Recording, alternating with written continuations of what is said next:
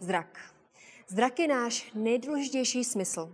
Zprostředkovává nám kontakt s okolím a až 80% všech informací získáváme právě díky zraku.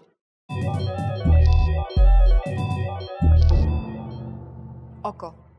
Velmi složitý optický systém. Světlo prochází rohovkou, přední komorou a zornicí, která je ohraničena duhovkou a čočkou.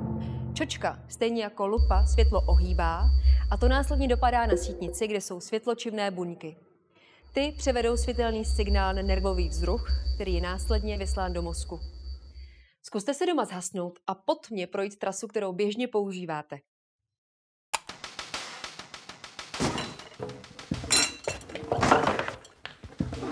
Jau! Tak jak sami vidíte, bez použití očí to skutečně není ono.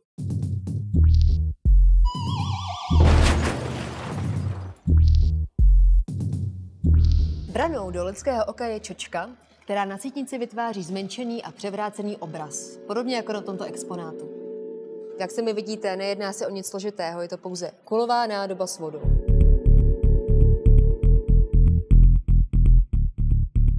Ale pokud čočka nezaostří obraz přesně na sítnici, mohou nastat dvě možnosti. V prvním případě se obraz zaostřuje před sítnicí. Takový člověk je krátkozraký, vidí dobře na blízko, ale na dálku špatně. A naopak, pokud se obraz v oku zaostřuje za sítnicí, vidí člověk s touto vadou dobře na dálku, ale na blízko hůř. V tom případě říkáme, že je někdo dalekozraký.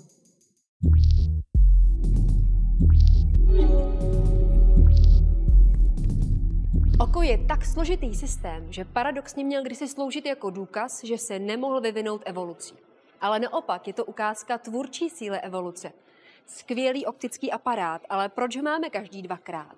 Proč vlastně máme dvě oči a obě vepředu na hlavě? Nebylo by výhodnější mít jedno oko vzadu?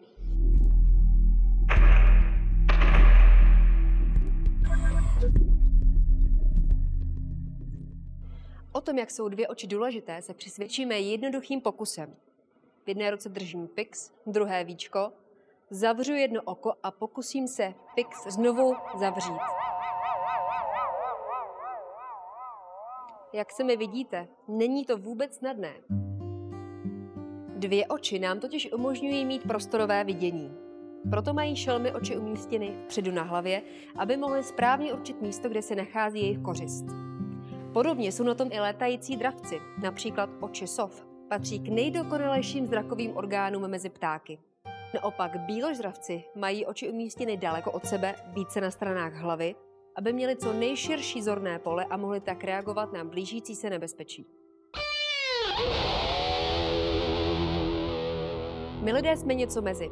Pojďme si sami změřit svůj zorný úhel, není k tomu potřeba žádné složité zařízení. Stačí natáhnout ruce, dát palce k sobě, dívat se stále dopředu a ruce rozpažit. Palce pomalu přibližujeme k sobě a jakmile se nám oba objeví v našem zorném poli, máme i svůj zorný úhel. U lidí je to něco kolem 170 stupňů. Prostorové vidění může mít významný vliv na přesnost provádění řady našich každodenních činností.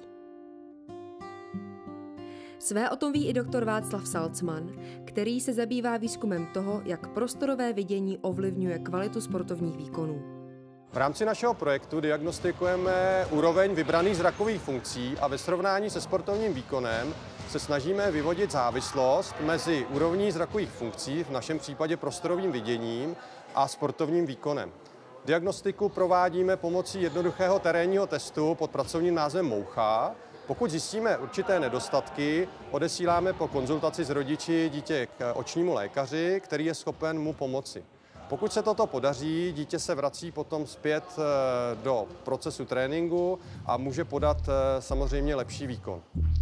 Zlepšené zrakové funkce však nejsou významné jenom pro sportovní výkon. Velmi důležitou roli hrají i v civilním životě dítěte.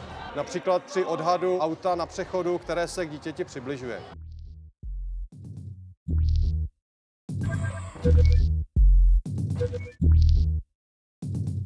Prostorové vidění se vyvíjelo miliony let.